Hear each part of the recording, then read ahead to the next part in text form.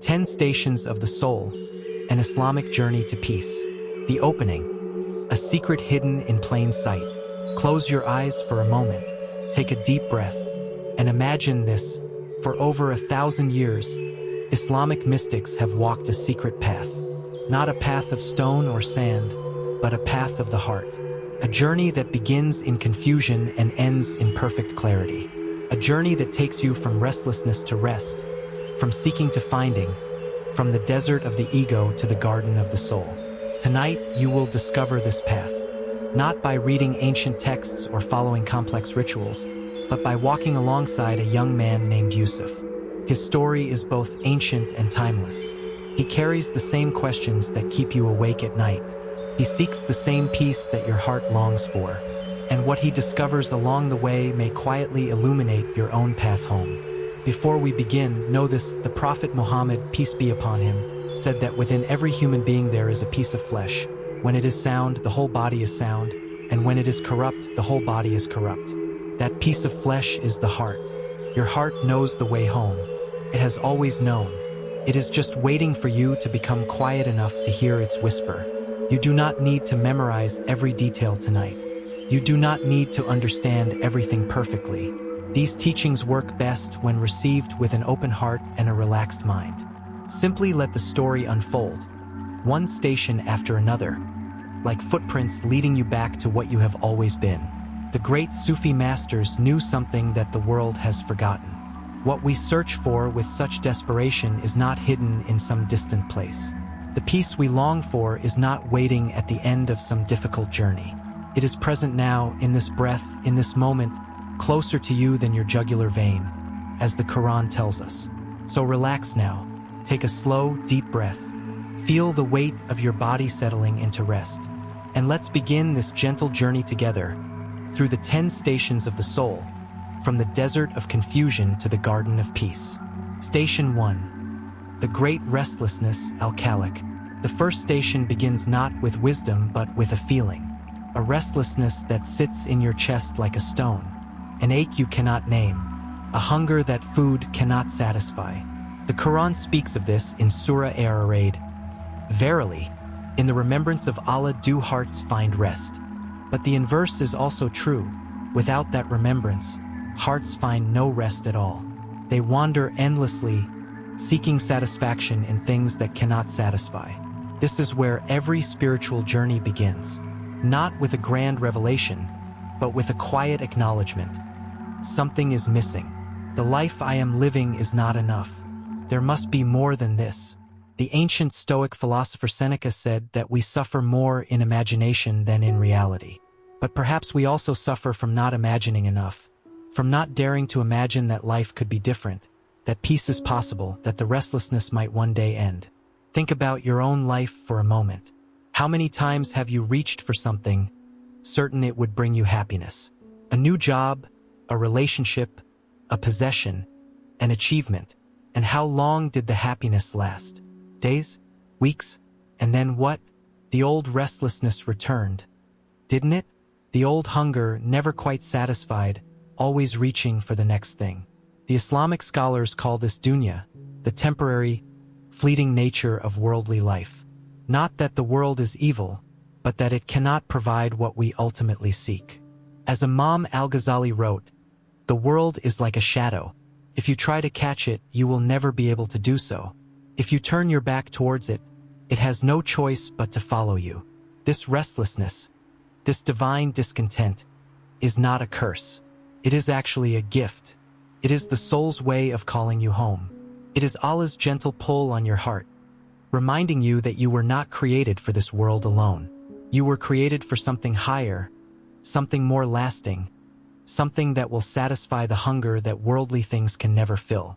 The Prophet Muhammad, peace be upon him, experienced this too. Before his prophethood, he would retreat to the cave of Hira, spending days in contemplation. He felt it, that pull, that restlessness, that sense that there was something more he needed to understand about existence. But he did not know what it was. He only knew he had to seek. This is the first station, the recognition that we are lost. The courage to admit that the life we have been living, comfortable as it may be, is not enough. the willingness to feel the ache and not run from it, but to let it guide us towards something truer. Station 1, the story of Yusuf Part 1. Let us turn now to Yusuf, whose story will guide us through these stations.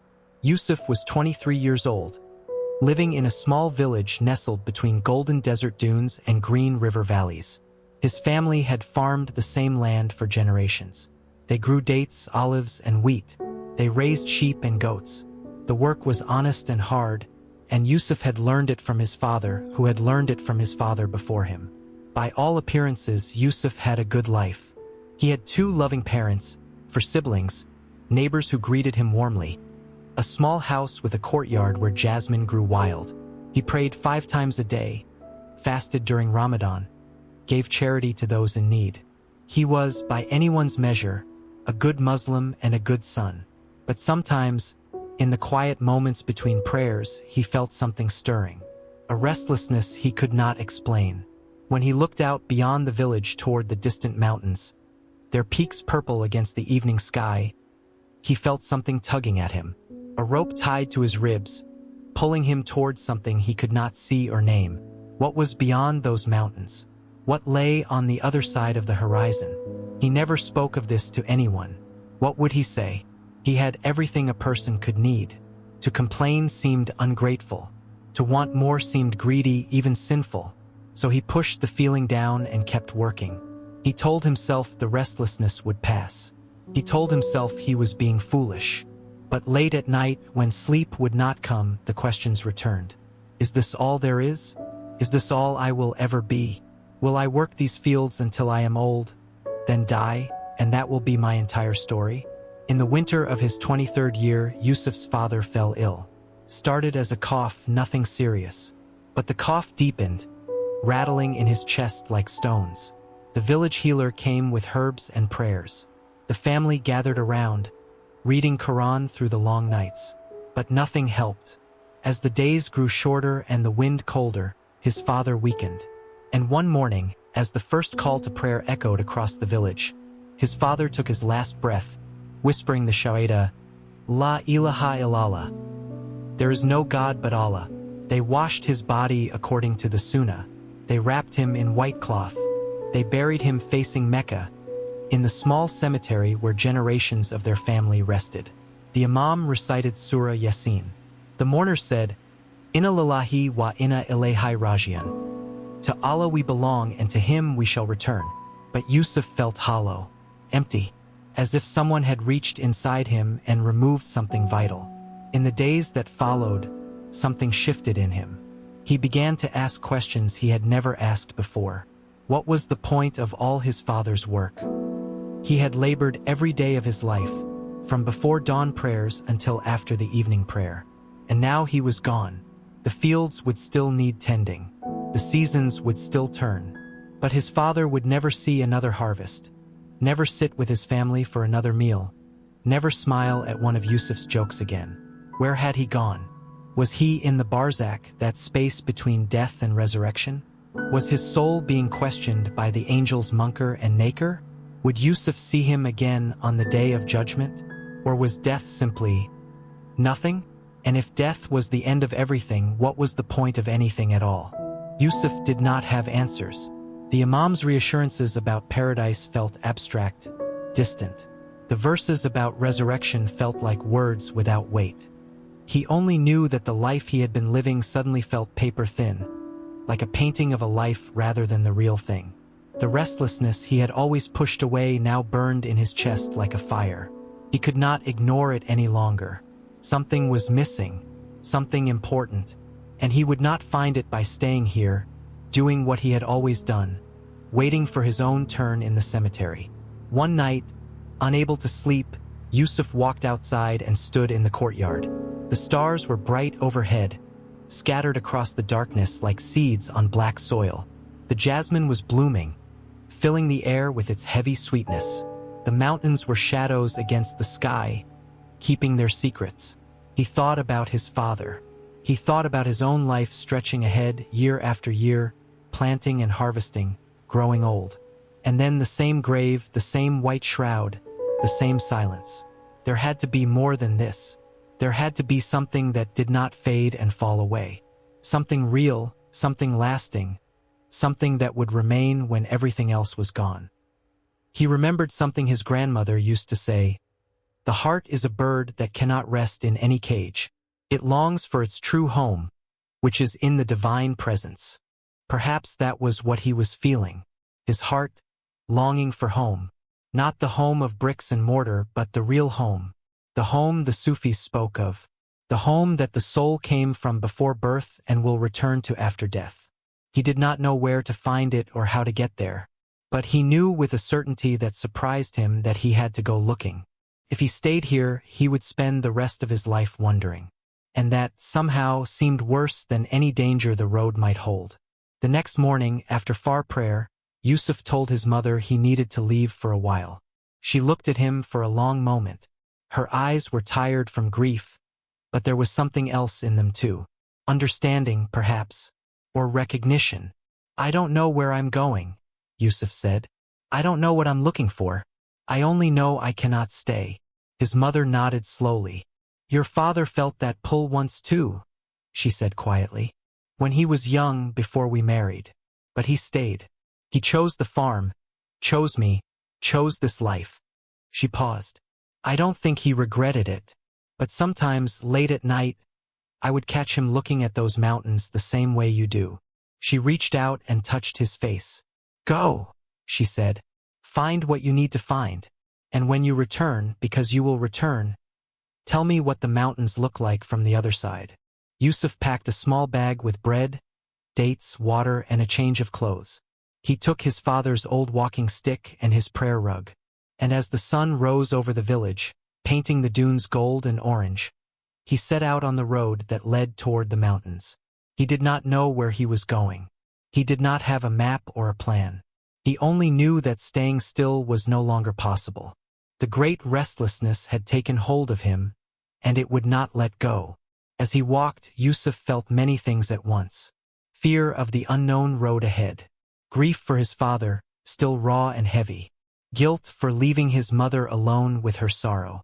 But beneath all of that, something else. A small flame of hope.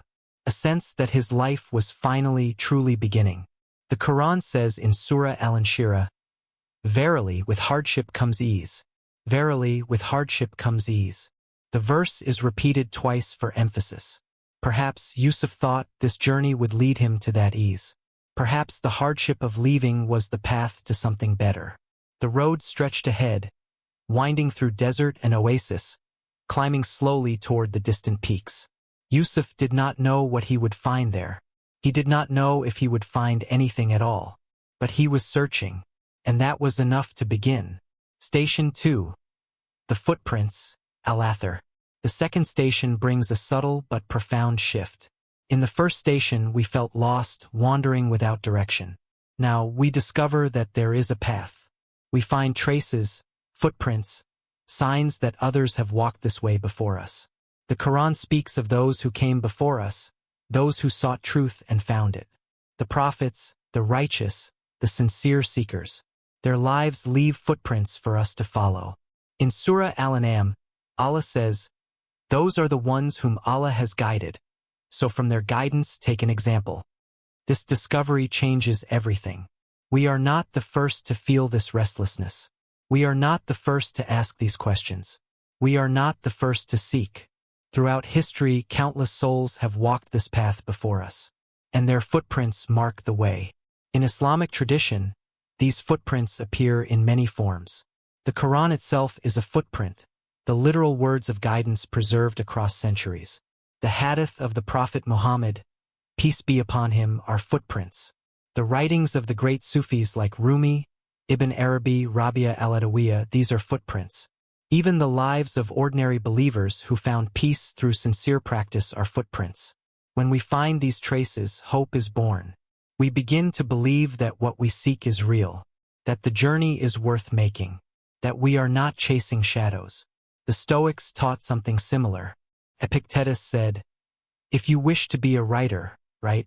If you wish to be wise, follow the path of those who became wise." The path exists. We need only walk it. But discovering the footprints also requires humility. We must admit that we don't know the way ourselves. We need guidance. We need teachers. We need the wisdom of those who have gone before. The Prophet Muhammad, peace be upon him, said, "Seeking knowledge is an obligation upon every Muslim. This seeking is not just for information, but for transformation. We seek not just to know, but to become." In the second station, we begin to find teachers. Sometimes in books, sometimes in people, sometimes in moments of unexpected clarity. The world becomes our teacher when we are ready to learn. There is a famous saying among the Sufis, "When the student is ready, the teacher appears." But this doesn't mean a teacher will magically show up. It means that when we are truly open, truly seeking with sincerity, we begin to notice guidance everywhere. A verse from the Quran that suddenly speaks directly to our condition. A story that answers our exact question. A person whose presence brings peace. The footprints are all around us. We just need eyes to see them. Station 2. The story of Yusuf Part 2. Yusuf walked for 3 days before the mountains grew close. The road wound through small villages and isolated farms, past merchants with their caravans and pilgrims traveling to distant shrines. Some people looked at him curiously, this young man with the walking stick and the distant look in his eyes. Others paid him no attention, absorbed in their own journeys. He slept under the stars, performed his prayers facing Mecca wherever he found himself, ate his simple provisions and kept moving. The walking stick fit perfectly in his hand, worn smooth by his father's decades of use. Holding it, Yusuf could almost feel his father's presence. Not as a ghost, but as a warmth, a steadiness, a reminder that he came from somewhere and someone. On the third evening, as the sun descended toward the horizon, painting the desert in shades of purple and gold, Yusuf came to a small oasis. An old woman was there, drawing water from the well. Her hair was covered with a simple hijab, her hands spotted with age, her movements slow but purposeful. Yusuf waited respectfully until she had filled her jar. When she turned to leave, she looked at him with eyes that seemed to hold both kindness and a knowing amusement. "You look lost, young man," she said. Yusuf hesitated. "I'm looking for something," he said, "but I don't know what it is or where to find it." The old woman laughed softly, a sound like dry leaves rustling. "That is the best kind of looking," she said. "Those who think they know what they want usually miss it entirely." She studied him for a moment, her eyes taking in his dusty clothes, his tired face, the walking stick in his hand. Then she nodded, as if she had decided something. "There is a zawiya," she said, "a Sufi gathering place, high in the mountains past the village of the 3 wells. It's not easy to find and harder to reach. But the sheikh there is wise. He has helped many who were lost." "What is it called?" Yusuf asked. "It has many names," the old woman said. "But the one I know is Zawiya as-Sakina, the place of tranquility. You will know it when you see it. The path to the door is lined with old olive trees, and the call to prayer carries down the mountain at dawn and dusk." She lifted her water jar. "Whether you find what you're looking for, I cannot say, but you will not find it by standing here." "How do I reach the village of the 3 wells?" Yusuf asked. The old woman pointed up the road toward where the mountains rose dark against the sky. "Follow this path until it forks. Take the left way. You will cross 3 wadis, dry riverbeds. After the 3rd, you will see the village. From there, ask for the path to as-Sakina." She began to walk away, moving slowly toward a small house Yusuf had not noticed before. "Wait," Yusuf called. "How do you know about this place? Have you been there?" The old woman paused and looked back at him. Her face was half in shadow now, the last light catching the white of her hijab. "I went there once," she said. "Many years ago, when I was lost like you." She smiled, and there was something in that smile that Yusuf couldn't quite name. Peace, perhaps, or a quiet certainty. "Allah's signs are everywhere, young man," she said. "You just have to learn to recognize them." Then she turned and walked into the gathering dusk, and Yusuf was alone again by the well. He stood there for a long time, listening to the evening wind, thinking about what she had said. Allah's signs are everywhere. He remembered a verse from the Quran, from Surah Fussilat. We will show them our signs in the horizons and within themselves until it becomes clear to them that it is the truth. Perhaps that was what this journey was about. Learning to see the signs. Learning to read the footprints. Learning to recognize the path that had always been there, hidden in plain sight. That night, Yusuf made camp under a date palm. He performed his Isha prayer under the stars and thought about the old woman. She had been lost like him, and she had found something. Whatever it was, it had given her that smile, that peace in her eyes. If she could find it, maybe he could too. The next morning, Yusuf rose before dawn for far. The world was still dark, the stars bright overhead. As he made his ablutions with the water from his skin, he felt something different. Not peace exactly, but something close. A sense that he was on the right path, that he was being guided. The road forked just as the old woman had said. Yusuf took the left way toward the tallest peak. He crossed the first wadi, its stones smooth and sun-bleached. He crossed the second on a narrow bridge made of palm logs. He crossed the third by wading through a trickle of water that remained from the last rain. By late afternoon, he saw the village. It was small, just a cluster of houses built from mud brick. But there were indeed 3 wells, ancient stone structures that looked like they had been drawing water from the earth for centuries. Yusuf found a small khan where travelers could rest, and he asked the owner about the Zawiya as-Sakina. "Ah yes," the man said, his eyes lighting up. "Many pass through here seeking the sheikh. Seekers, we call them. Lost ones looking for something they cannot name." He smiled, not unkindly. "The path begins at the north end of the village. Follow it up the mountain. It will take you most of a day, but you will find it. The olive trees will show you the way." That night, Yusuf slept deeply for the first time in weeks. He dreamed of his father, but it wasn't a sad dream. His father was standing in the fields they had worked together, the sun warm on his face. He was smiling, and though he didn't speak, Yusuf felt a message pass between them. Permission, a blessing. Go on, find what you need to find. Yusuf woke with tears on his face, but they weren't tears of grief. They were something else. Relief, perhaps, or gratitude, or the release of something he'd been holding too tightly. He was still lost. He still didn't know what he was looking for, but he was no longer wandering without direction. He had found the footprints. He knew where to go next. Someone had been lost like him and had found their way. The old woman by the well with her knowing smile. She had walked this path before him. And that was enough. That was more than enough. The second station doesn't give us all the answers. It doesn't end our confusion or remove our doubts. But it gives us something precious. Direction. Evidence. A reason to keep walking when we're tired and uncertain. When we discover the footprints, we discover we're not alone. Others have felt what we feel. Others have asked the questions we're asking. And some of them have found answers. Their footprints mark the way forward. Their lives tell us the journey is worth making. The Prophet Muhammad, peace be upon him, said, "The example of guidance and knowledge with which Allah has sent me is like abundant rain falling on the earth, some of which was fertile soil that absorbed rainwater and brought forth vegetation and grass in abundance. And another portion of it was hard and held the rainwater, and Allah benefited the people with it, and they utilized it for drinking, grazing, and farming. We are like that earth. When we're ready to receive, the rain of guidance falls upon us. The footprints appear. The path becomes visible. This doesn't mean our journey is over. It's just beginning. But now we walk with hope instead of despair. We walk with faith that the path leads somewhere real.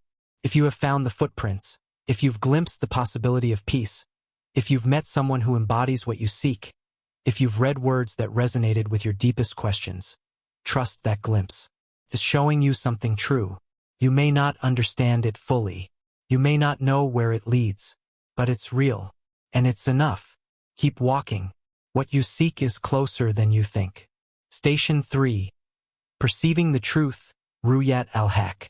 The third station brings us to a turning point. In the first station, we felt lost. In the second, we found footprints that gave us hope. Now, in the third station, we experienced something directly. We catch a glimpse of what we've been searching for. In Islamic mysticism, this is called tajalli, a divine self-disclosure, a momentary lifting of the veil. The Quran speaks of this in Surah An-Nur, the chapter of light. Allah is the light of the heavens and the earth, light upon light. Allah guides to his light whom he wills. This glimpse can come in many ways. It might happen during prayer, when salah suddenly feels different. Not just movements and words, but a real connection, a sense of standing before the divine. It might happen during dhikr, the remembrance of Allah, when the repetition of La ilaha illallah suddenly breaks through into direct experience. It might happen in nature, standing beneath a star-filled sky, or watching the sun rise over the desert, or listening to the wind move through palm trees. It might happen in an ordinary moment, washing for prayer, breaking bread, walking down a street, when suddenly everything shifts and the world becomes luminous. The Sufis call this hal, a spiritual state that comes as a gift, not through our own effort. We cannot force it to happen. We can only create the conditions and then surrender. Imam al-Ghazali, who wrote extensively about this experience, said, "The first condition of the religious life is that you should keep yourself separate from ignorance. The second is that you should know what you are. The third is that you should know how you must reach him. In the third station we begin to know what we are. Not intellectually but experientially. We taste, even if just for a moment, our true nature. We feel the peace we've been seeking. We touch something eternal." But here is the crucial teaching, emphasized by every wise teacher in Islamic history. This glimpse is not the destination. It's barely the beginning. Many seekers make the mistake of clinging to one powerful experience. They have seen the truth for a moment, so they think the journey is complete. They try to recreate the experience, talking about it endlessly, wearing it like a badge of achievement. But this is a trap. The glimpse is not awakening itself. It's just a glimpse, like a traveler dying of thirst who sees an oasis in the distance. Now they know water exists. Now they know their thirst can be quenched. But they still have to make the journey. They still have to reach the water and drink. The great Sufi poet Rumi wrote, "You have seen my descent, now watch my rising. You have seen my pain, now see my pleasure. 1,000 rose gardens are within me. Before I became a rose garden, I was the thorn's companion." The glimpse shows us the rose garden exists, but we haven't moved in yet. We're still standing at the gate, looking in. The Stoic philosopher Epictetus taught something similar. It is not the things themselves that disturb people, but the judgments that they form about them. The glimpse shows us that our ordinary judgments about reality are incomplete. But knowing this intellectually and embodying it in every moment are very different things. The Prophet Muhammad, peace be upon him, did not stop his spiritual practices after receiving revelation in the cave of Hira. He continued to pray, to meditate, to fast, to engage in dhikr for the rest of his life. The glimpse of truth that came to him that night was just the beginning of a 40-year journey of deepening and embodying that truth. This is why in the third station we must not stop. We have seen what's possible. Now the real work begins. Station 3, the story of Yusuf Part 3. Yusuf climbed the mountain path for most of the day. The way was steep and rocky, winding through terraced olive groves.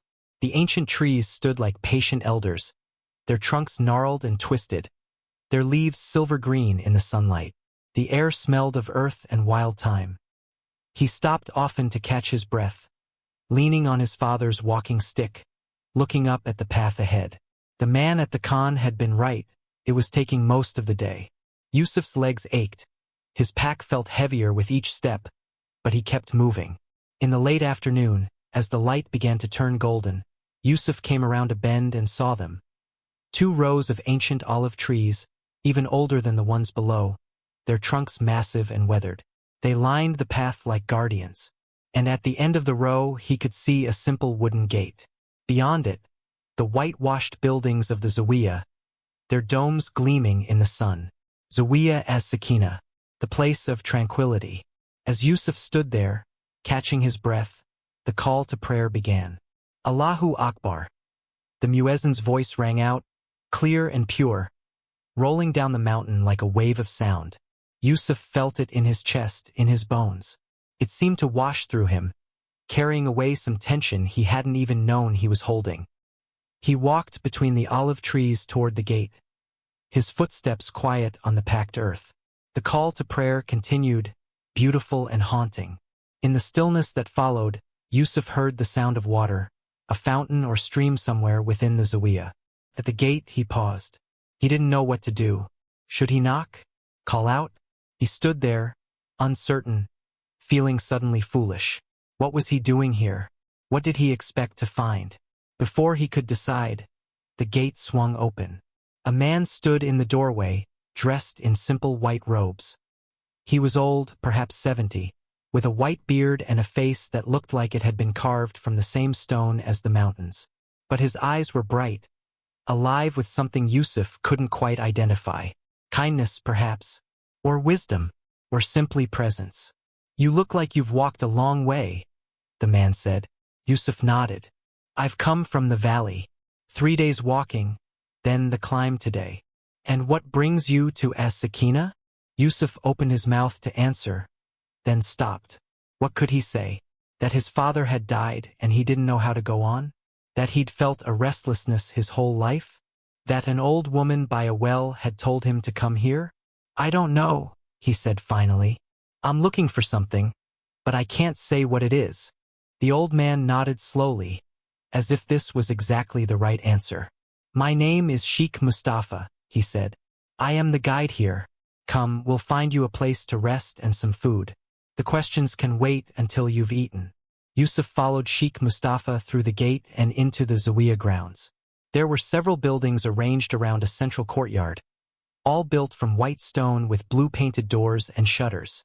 A fountain bubbled in the center, its water crystal clear, feeding into a pool where orange fish drifted. Everywhere there was silence, a living silence full of presence. Other students moved through the grounds, some carrying water, others tending a garden, others sitting in quiet contemplation. They nodded to Yusuf as he passed but did not speak. Their faces were calm, unhurried. They moved with an ease Yusuf had never seen before.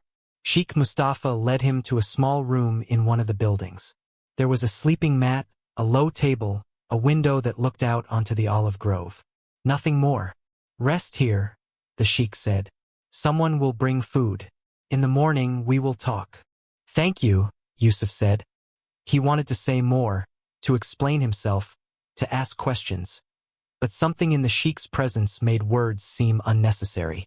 The sheikh smiled slightly. "You have already begun," he said. "That is enough for now." Then he was gone and Yusuf was alone. He sat down his pack and walked to the window. The sun was setting behind the mountains, painting the sky in shades of orange and red and deep purple. The olive trees stood dark against the light. From somewhere in the Zawiya, he heard the sound of voices raised in Daikar, rhythmic and low. "La ilaha illallah, la ilaha illallah." Yusuf stood there for a long time watching the light fade.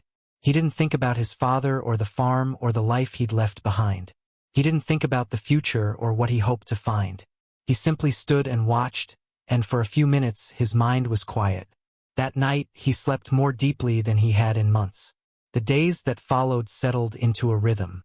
Yusuf was given tasks: sweeping the courtyard, carrying water from the spring, helping in the kitchen. No one spoke much. The students went about their work in silence, and Yusuf learned to do the same. Each morning before dawn, the adhan would sound, and the students would gather in the prayer hall for far. After the obligatory prayer, they would remain seated for Daikar, repeating the names of Allah in unison. Then they would sit in meditation in the practice called muraqabah, watching the heart being present with Allah. Yusuf joined them, sitting cross-legged on a prayer rug, trying to still his restless mind. It was harder than he expected. Much harder. His thoughts jumped from memory to memory, worry to worry, plan to plan. He thought about his mother. He thought about the harvest. He thought about whether he was doing this right. His legs ached. His back grew sore. He counted the minutes, longing for the session to end. But slowly, over days and weeks, something began to shift. One morning, about a month after his arrival, Yusuf was sweeping the courtyard. It was early, the air still cool, mist rising from the fountain. He moved the broom in slow arcs, gathering fallen olive leaves into small piles. His mind, for once, was not racing. He was simply sweeping, nothing more. And then, without warning, something opened. Later, he would not be able to describe it properly. It was as if a door had swung wide inside him. A door he hadn't known was there. The courtyard was still the courtyard. The leaves were still leaves. The fountain still bubbled. Everything was exactly as it had been a moment before. But everything was also different, vivid, alive, present in a way it had never been before. The boundary between Yusuf and the world seemed to dissolve. He was not separate from the courtyard, the trees, the morning light. He was part of it all, woven into it, inseparable from it. There was no fear in this, no confusion, only a vast, quiet peace. A sense of having come home to something he had always known but somehow forgotten. He didn't know how long it lasted. Seconds, maybe a minute at most. And then the door closed, and he was Yusuf again, standing in the courtyard with a broom in his hands, blinking in the morning light. But he knew something had changed.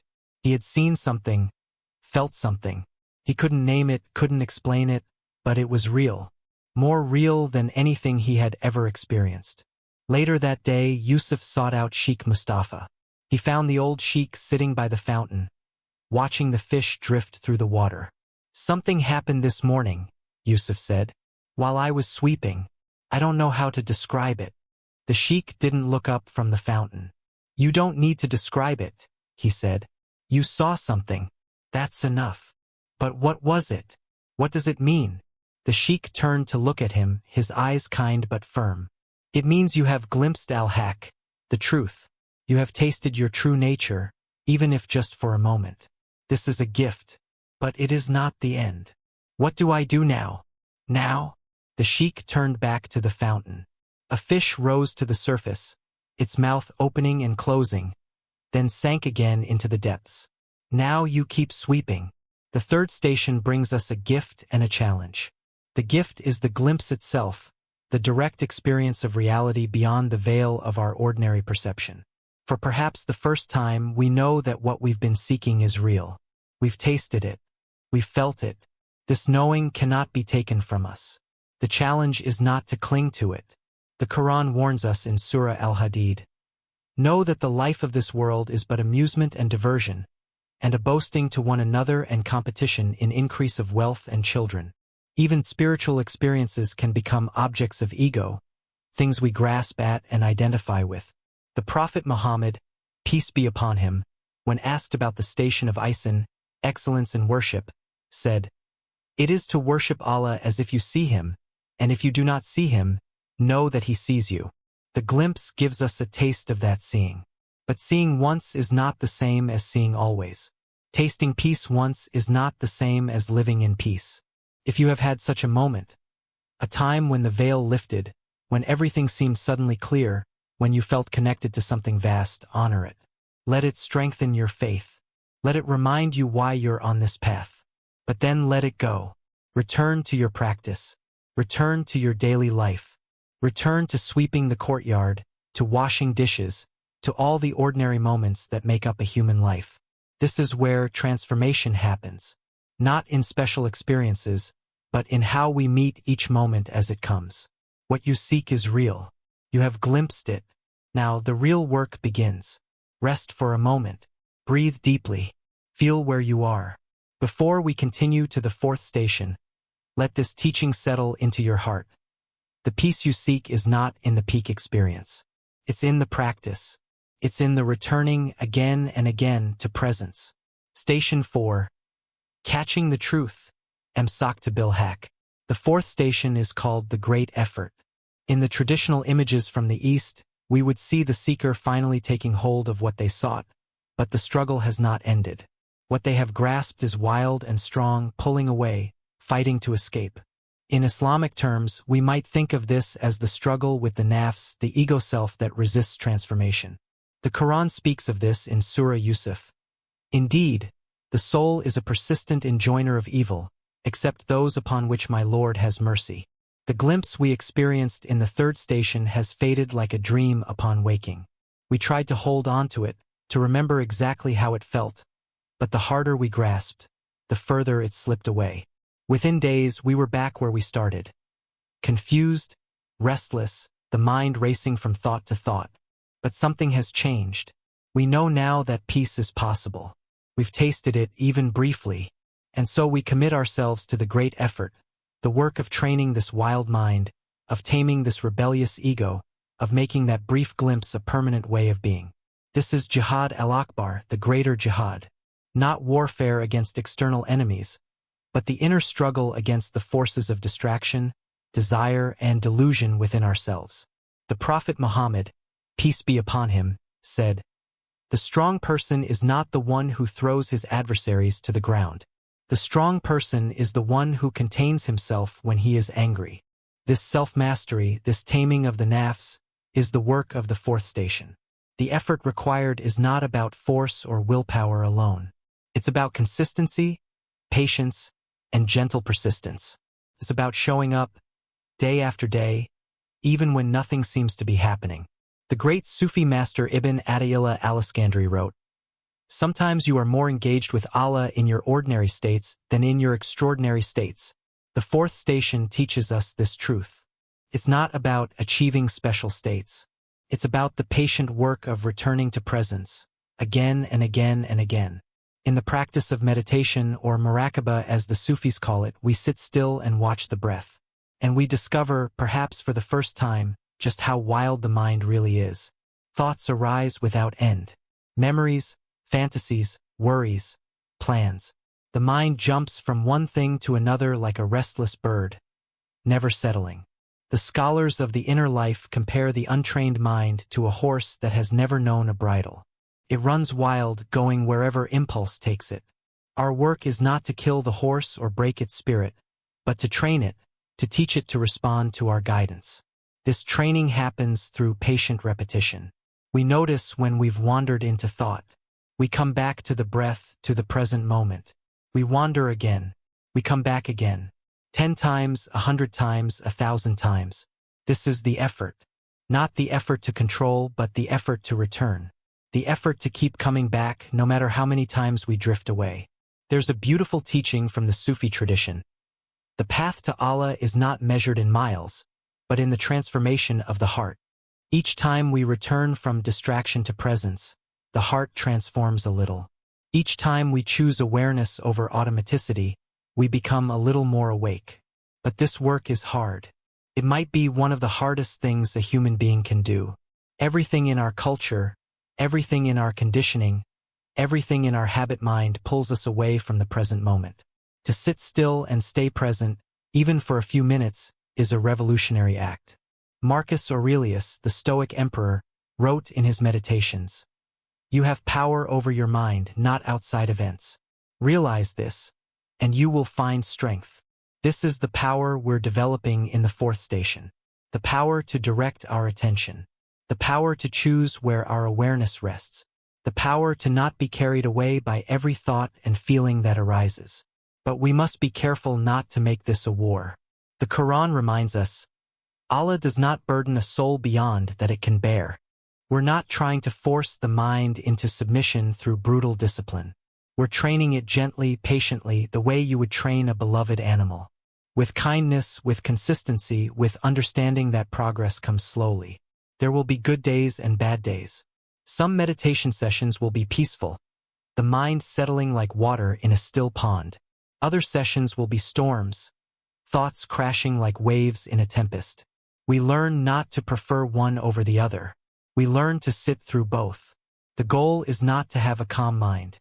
The goal is to develop the capacity to be present with whatever arises, whether calm or stormy, comfortable or uncomfortable, pleasant or painful. This capacity, this ability to remain present and aware regardless of what's happening, is the true fruit of the fourth station. Station 4, the story of Yusuf Part 4. The weeks after Yusuf's glimpse in the courtyard were the most difficult of his time at the Zawiya. He had expected things to get easier. He had seen something real, something vast and peaceful. Surely that meant the hard part was over? But that's not what happened. Instead, the glimpse faded. He tried to hold on to it, to remember exactly how it had felt, but it was like trying to grasp water. The harder he tried, the more it slipped away. Within days, he was back where he started. Confused, restless, his mind racing. And now he had something to compare it to, which made it worse.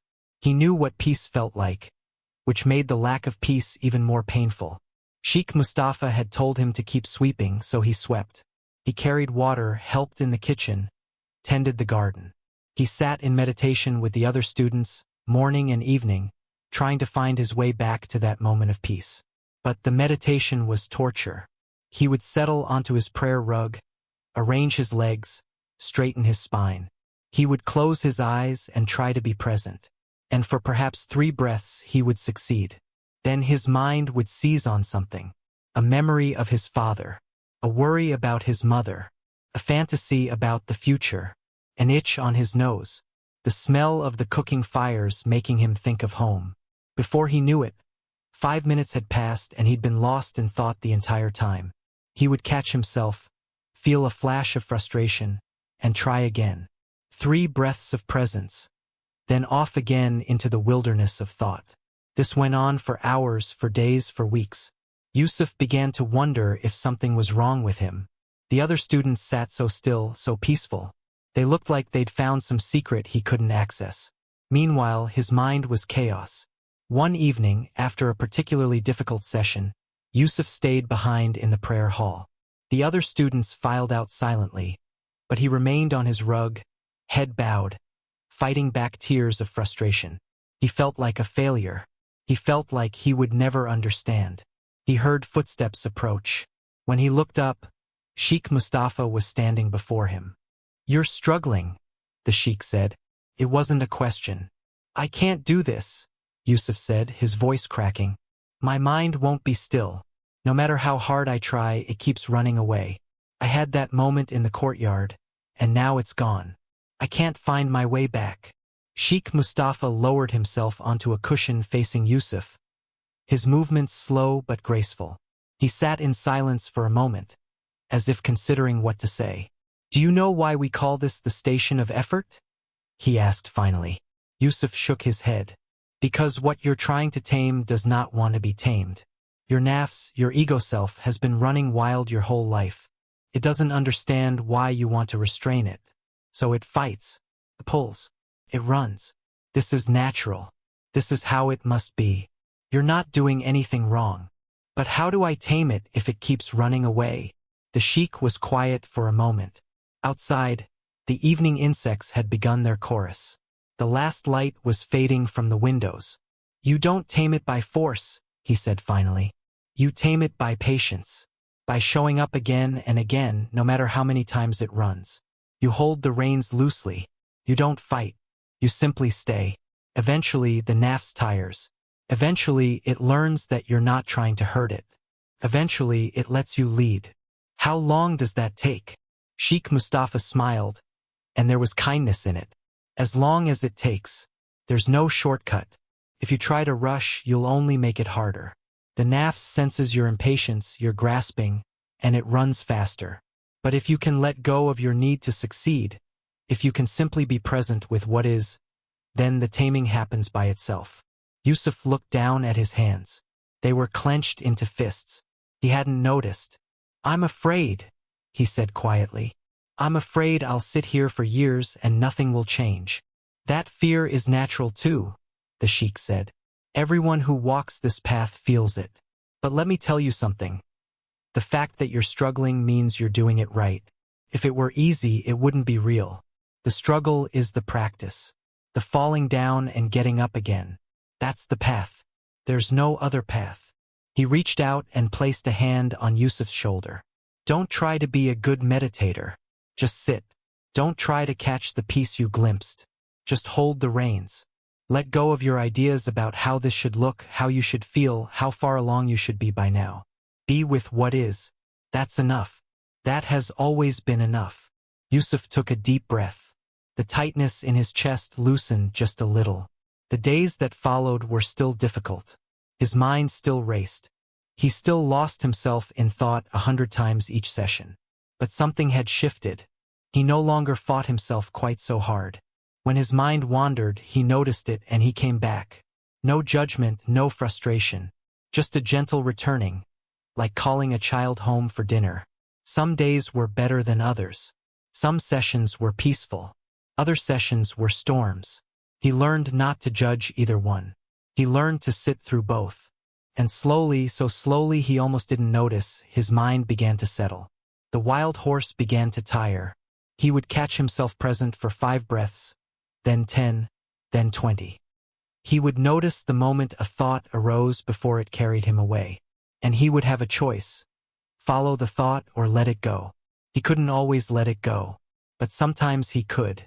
And each time he did, the reins grew a little more slack. One morning during meditation, Yusuf felt something settle in his chest. Not the vast opening he'd experienced in the courtyard. Something quieter, smaller. A small, steady flame. A sense that he was exactly where he needed to be, doing exactly what he needed to do. Not special, not enlightened. Just present. Just here. He didn't try to hold on to it. He simply noticed it, the way he noticed his breath, the way he noticed the light coming through the window. And then the call to prayer rang out, and he rose, and he went to wash for far. The wild horse was not tamed yet, but it was no longer running quite so fast. And Yusuf was learning patience. The 4th station teaches us that awakening is not a gift given freely. It must be earned through patience and persistence. Not through force, not through willpower alone, but through the simple courage to keep showing up, day after day, breath after breath. The Prophet Muhammad, peace be upon him, said, "The deeds most loved by Allah are those done regularly, even if they are small." This is the essence of the 4th station. Not dramatic breakthroughs, but patient consistency. Not special experiences, but humble practice. If you are in this stage now, struggling with your practice, feeling like you're failing more than succeeding, take heart. The struggle itself is proof that you're on the path. Keep holding the reins. Keep showing up. Keep breathing. What seems wild now will become tame. What seems impossible now will become natural. But it happens slowly. It happens in its own time. Trust the process. Trust that every time you return from distraction to presence, you're strengthening the most important muscle you have, the muscle of awareness. Pause here. Take 3 deep breaths. Feel the rise and fall of your chest. Notice that you're here now, aware. This simple act of noticing, this is the practice. This is enough. Station 5. Taming the nafs, tazkiyat an-nafs. We have reached the 5th station, and something has shifted. The wild horse of the mind has begun to settle. The struggle has eased. Where once there was constant battle, now there is something like friendship. This station is called tazkiyat an-nafs, the purification of the self. The Quran speaks of this in Surah Ash-Shams. He has succeeded who purifies it, and he has failed who corrupts it. But this purification is not what we might imagine.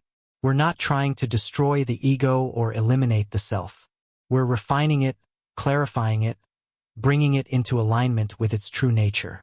The nafs is like a mirror covered in dust. Our work is not to break the mirror, but to clean it. When the dust is removed, the mirror can reflect the divine light clearly. In the 4th station, we struggled. We fought with our wandering attention. We forced ourselves to practice. It was hard, exhausting work. But somewhere along the way, without quite noticing when it happened, something changed. The fighting stopped. The nafs learned to trust us, and we learned to trust ourselves. This shift cannot be forced. Comes in its own time. After enough hours of patient practice, after enough gentle returnings, one day we simply notice that sitting in meditation is no longer a battle. The mind still moves, thoughts still arise, but we're no longer at war with them. We've made peace with our own nature. Imam al-Ghazali divided the nafs into 3 stages. An-nafs al-amara, the commanding self, which constantly demands gratification and pulls us toward base desires. An-nafs al-lawama, the self-accusing self, which begins to recognize its errors and feels regret. An-nafs al-mutmainna, the tranquil self, which has found peace and contentment in submission to Allah. In the fifth station, we're transitioning from the second to the third. The nafs is becoming tranquil, not through force but through recognition. It's discovering that peace is its natural state. The Prophet Muhammad, peace be upon him, said, "The best of you are those who have the most excellent akhlaq, character. And character is developed not through dramatic spiritual experiences, but through this patient work of self-refinement." The Stoics understood something similar. Epictetus taught, "If you want to improve, be content to be thought foolish and stupid." The ego fights to be special, to be recognized, to be praised. But true improvement comes when we let go of these needs. In the fifth station, practice begins to feel natural. In the fourth station, we struggled to sit in meditation. We forced ourselves. Now, sitting feels like coming home. It's something we want to do, not something we have to do. This ease is precious. But it can also be dangerous. After all the struggle, we've finally found some peace. The mind has settled. We can rest. There's a temptation to stop here. After all, haven't we achieved what we set out to achieve? The wild horse is tame. Why keep training it? But the wise teachers remind us, this is still not the end. We're still relating to our true nature as something separate from ourselves. We're still the trainer and the horse, the watcher and the watched. There's still a subtle duality. The stations that follow will dissolve even this. But for now, we can appreciate how far we've come. We can rest in the ease of a tamed mind. We can enjoy the simple pleasure of being present without effort. Station 5. The Story of Yusuf Part 5. Yusuf had been at Zawiya as-Sakina for nearly a year. The seasons had turned completely. He had arrived in autumn. Now autumn had come again. In that turning, something had changed in him. He noticed it first in small ways. He would settle onto his prayer rug for meditation, and instead of the familiar dread, the bracing for battle, he felt something like welcome. Not excitement exactly, but a quiet willingness. His mind still wandered during meditation. That hadn't stopped. But the wandering felt different now. Less like being dragged away by a wild animal. More like watching leaves drift downstream. The thoughts would arise, he would notice them, and they would pass. Sometimes he followed them for a while before catching himself. But the catching was gentle now. No frustration, no judgment. Just a quiet return, like coming home after a walk. One morning, sitting in the prayer hall after far, Yusuf realized he'd lost track of time. The students rose to leave and he was surprised. It felt like only minutes had passed. But when he opened his eyes, the light had changed. An hour had gone by, and he'd simply been present for it. This began to happen more often. The practice that once felt like struggle now felt like breathing. Not forced, not effortful. Just natural. He remembered his early days at the Zawiya, when each minute felt like an hour, when he counted breaths and longed for the session to end. That person seemed like a stranger now. He found Sheikh Mustafa in the garden that afternoon, pruning an old fig tree. The sheikh worked slowly, carefully, each cut deliberate. "Something is different," Yusuf said. The sheikh didn't look up from his work. "Different how?" "The sitting. It's not so hard anymore. My mind still moves, but I don't fight it like I used to. Feels more natural now. Like something I want to do instead of something I have to do." Sheikh Mustafa made another careful cut. A small branch fell to the ground. "Good," he said simply. "Is this what it's supposed to feel like?" The sheikh paused and looked at him. "There is no supposed to. There's only what is. But yes, this is part of the path. The nafs is becoming mutmainna, tranquil. It's discovering its natural state." "It doesn't feel like I did anything," Yusuf said. "It feels like it just happened. Like I woke up one day and the struggle was gone." Sheikh Mustafa smiled. "That's often how it works. We struggle and struggle, thinking we must force it. And then one day we wake up and the struggle is over. We don't know when it ended or how. We only know that it has." He returned to his pruning. The effort was necessary, but it wasn't the cause. It was more like tilling the soil. The growing happens on its own. "Sheikh Mustafa?" "Yes. Why do we still practice once it becomes easy? Why keep sitting if the struggle is over?" The sheik considered this for a moment. A gardener doesn't stop tending the garden once the plants are healthy. He still waters them. He still pulls weeds. He still watches for what might harm them. The work becomes easier, yes, but it doesn't stop. He snipped another small branch. But there's another reason. We practice not just to maintain what we've gained, but to deepen it. There are stations beyond taming. You will see. But don't rush toward them. Be here now. Enjoy the ease. You've earned it. The summer days at the Zawiya were long and warm. Yusuf found himself appreciating things he'd never noticed before. The coolness of the stone floor in the prayer hall in the early morning. The taste of dates and bread at breakfast, simple and clean. The way the light filtered through the olive branches in the afternoon. The smell of incense during Diker sessions.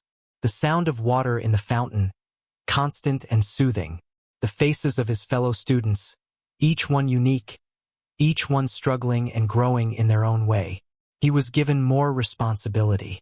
He helped teach the newer students how to sit, how to hold their posture, how to return when they wandered. He recognized himself in their tense shoulders and tight jaws, in the way they tried too hard. Don't fight yourself, he would tell them. The more you fight, the harder it becomes. Just notice when you've wandered and come back. That's all. The returning is the practice. Not the staying, the returning. One of the younger students, a boy named Ahmad who had arrived a few months ago, asked Yusuf how long it took before the sitting became easy. I don't know, Yusuf said honestly. It happened slowly, then all at once. One day I realized it was no longer hard. But I couldn't tell you which day that was. Did you ever want to leave? Ahmad asked. Many times, Yusuf said. Especially in the beginning. I thought I was wasting my time. I thought nothing was happening. But you stayed. I stayed. I didn't know what else to do. Leaving felt like giving up on something important, even though I couldn't say what. That evening, Yusuf sat by the fountain and watched the fish swimming beneath the surface. The water was clear and still, reflecting the pink and orange of the sunset. He felt a deep contentment, a sense of being exactly where he was supposed to be. He thought about his father, about the farm, about the life he'd left behind.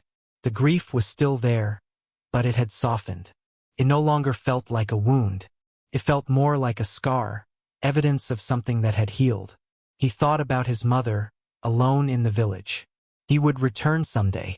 Not yet, but someday. And when he did, he would bring her something. Not a thing you could hold in your hands, but a way of being. Presence. A peace. The fish rose to the surface, mouths opening and closing, then sank again into the depths. The water rippled, then went still. Yusuf smiled. The wild horse was tamed. The reins were loose, and the evening was beautiful. He sat there until the stars came out, one by one. He didn't meditate or practice or try to be mindful. He simply sat, present to the evening, present to his own life, grateful for both. When the call to Isha prayer sounded, he rose and walked to the prayer hall. His footsteps were quiet on the stone path. The olive trees whispered above him in the evening breeze. This is enough, he thought. Just this. Just here. Just now. The fifth station is a resting place on the path. After all the effort and struggle, we're finally allowed to breathe. The practice that once felt like battle now feels like coming home. The mind that once seemed like an enemy has become a friend. But this ease can be misunderstood. Some people reach this stage and believe the journey is over. They've found peace. So what more is there to do? They stop practicing, stop paying attention. And slowly the old patterns return. The teachers remind us, taming is not the same as liberation. We've made great progress, yes. We can sit in stillness, move through our days with presence, meet difficulties with patience. But we're still managing our experience. We're still the trainer watching the horse. There's still a separation between who we think we are and what we truly are. We've found peace, but we haven't yet discovered its source. The Prophet Muhammad, peace be upon him, said, "The believer is like a fresh, tender plant. From whatever direction the wind blows, it bends the plant. But when the wind dies down, it straightens up again." We've learned to bend without breaking. We've learned to return to center. But we haven't yet discovered that we are the wind and the plant and the space in which both arise. That discovery awaits in the stations ahead. But we don't need to rush. We can walk slowly now. We can appreciate each step. We can notice the birds in the trees and the clouds crossing the sky and the simple miracle of being alive. The struggle has ended, and something gentler has taken its place. Something that feels less like work and more like love. Rest here for a moment. Feel the ease of simply being. Notice how your breath flows in and out without effort. Notice how your heart beats without your having to think about it. This is the ease we're cultivating, not the ease of laziness, but the ease of alignment with what is. The text continues with stations 6 to 10, following the same pattern and reaching approximately 15,000 words. Would you like me to continue with the remaining stations? Station 6. Riding home, Alada Ila Ad-Dar. The sixth station is called the return home. But this is not a return to where we started. It's a return to what we've always been. In the traditional images, we would see the seeker riding on what they sought, relaxed and at ease, perhaps playing music. They're no longer walking beside their practice, holding tight reins. They're being carried by it. The practice has become natural, effortless. The Quran speaks of this in Surah Al-Baqarah. And whoever puts all his trust in Allah, He will be enough for him. This is the station of tawakkul, complete reliance on Allah. Not a passive reliance, but an active surrender. We're still engaged with life, but we're no longer struggling against it. The great Sufi poet Ibn al-Farid wrote, "My spirit is so mingled with yours that if one strikes you, he strikes me. You are me and I am you. How can they distinguish between us?" This is the intimacy that develops in the sixth station. We're no longer separate from our practice. We're no longer separate from what we sought. The boundaries have become fluid, transparent. In the earlier stations, we had to work hard to stay present. We had to catch ourselves when we wandered, bring ourselves back again and again. Even when the mind became tamed, we still held the reins. We still watched. But now we can let go. Our true nature has learned the way so thoroughly that it walks it without our guidance. Our practice has become so natural that it continues on its own. Like breathing, like the beating of our heart. The Stoics spoke of living in accordance with nature.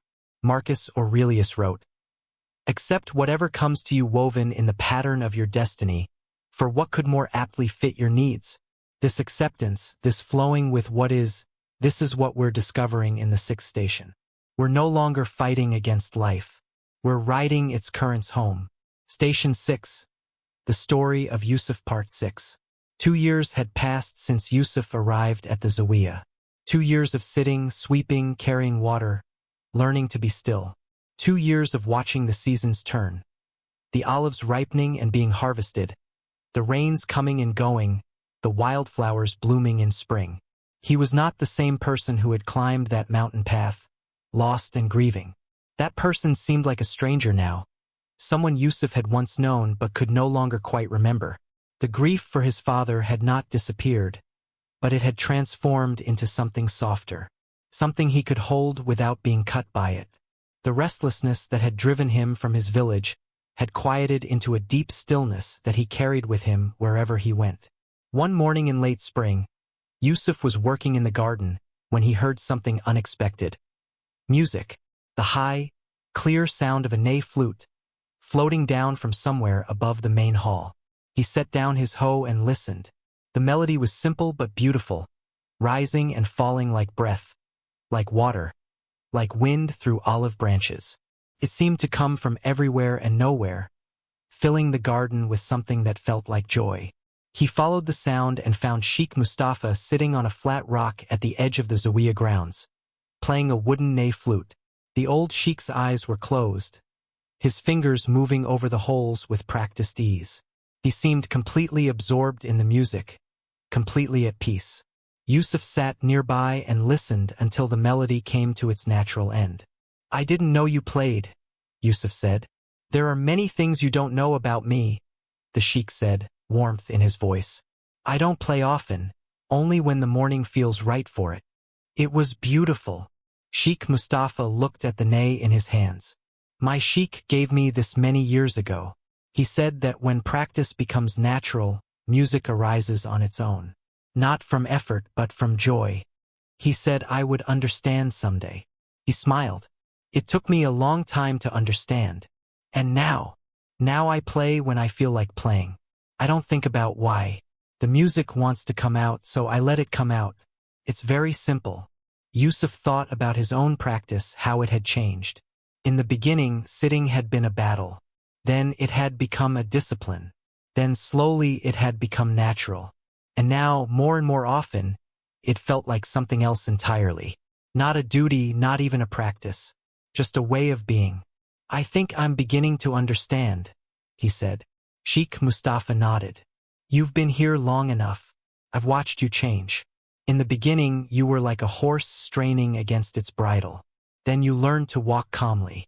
Now, he paused, looking at Yusuf with clear eyes. Now you're ready to ride. What do you mean? The next stage of the path.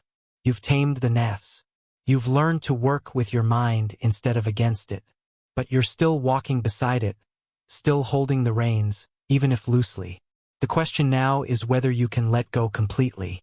Whether you can trust yourself enough to climb on its back and let it carry you.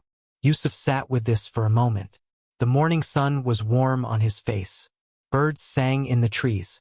Somewhere in the Zawiya, a bell rang softly. How do I do that?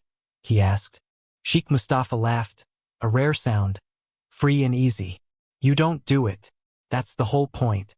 You stop doing and let it happen. You stop trying to be present and simply be present. You stop practicing and become the practice. He held up the nay. When I play, I don't think about playing. I don't tell my fingers where to go. The music happens through me, not because of me. This is what it means to ride home.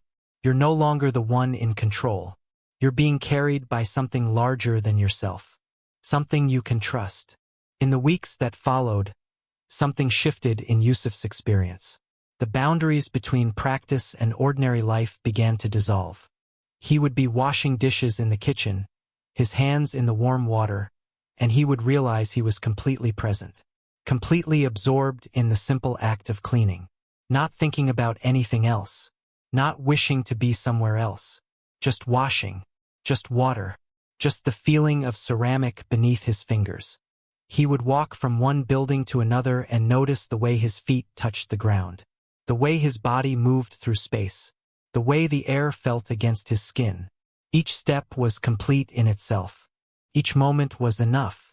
He began to feel a kind of joy that he'd never experienced before. Not the joy of getting something he wanted. Not the joy of accomplishing something difficult. A quieter joy without cause or object. It arose in the morning when he opened his eyes. It was there when he sat, when he worked, when he lay down to sleep at night. It didn't depend on circumstances. It was simply there, like the sky, like the ground beneath his feet. One evening, Yusuf found an old ney flute in a storage room. It was dusty and forgotten. He cleaned it off and on impulse raised it to his lips. He didn't know how to play. He'd never learned music. But he blew gently across the mouthpiece, and a note came out, pure and clear. He moved his fingers over the holes, and more notes followed. Not a melody exactly, but something. Sound. Expression. He laughed at the strange squeaks and wobbles he was producing, but he kept playing. Night after night, he would take the ney to a quiet corner and experiment. Not trying to learn proper technique. Not trying to play any particular song. Just making sounds. Letting them come. Seeing what wanted to emerge. Slowly, very slowly, the sounds began to organize themselves. Simple melodies arose, unpracticed and imperfect, but genuine.